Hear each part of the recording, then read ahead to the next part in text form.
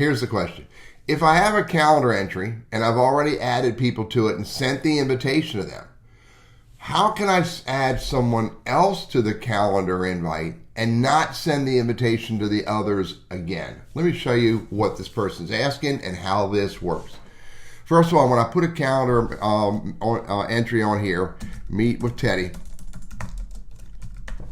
and I invite Teddy,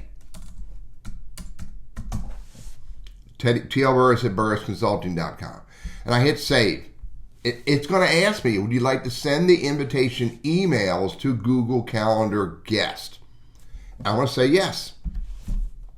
So that message has already been sent to TL Burris at burrisconsulting.com. I'm on burrisconsulting@gmail.com.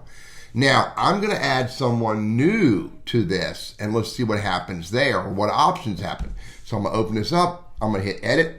And I'm going to add, you see, I'm the inviter. This is burrisconsulting@gmail.com. I invited Teddy Burris, TL Burris at Burris Consulting. Now I'm going to invite Teddy Burris at gmail.com, right here, at gmail.com. Now, I'm going to save this. Look what happens. Would you like to send invitation emails to new Google Calendar guests? It's only asking, do you want to send it to the new people, not everyone. So now I can say send and feel comfortable that when I put the calendar entry on there and I invited TL Burris at burrisconsulting.com, it sent him an invite.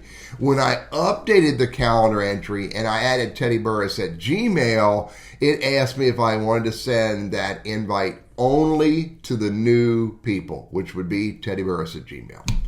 Works pretty good. Just watch the screen and read the screen when you're adding and saving so you can see what the options are when you're doing that. Hey, I'm Teddy. I love Google Workspace and Gmail, and I hope this is helpful for you.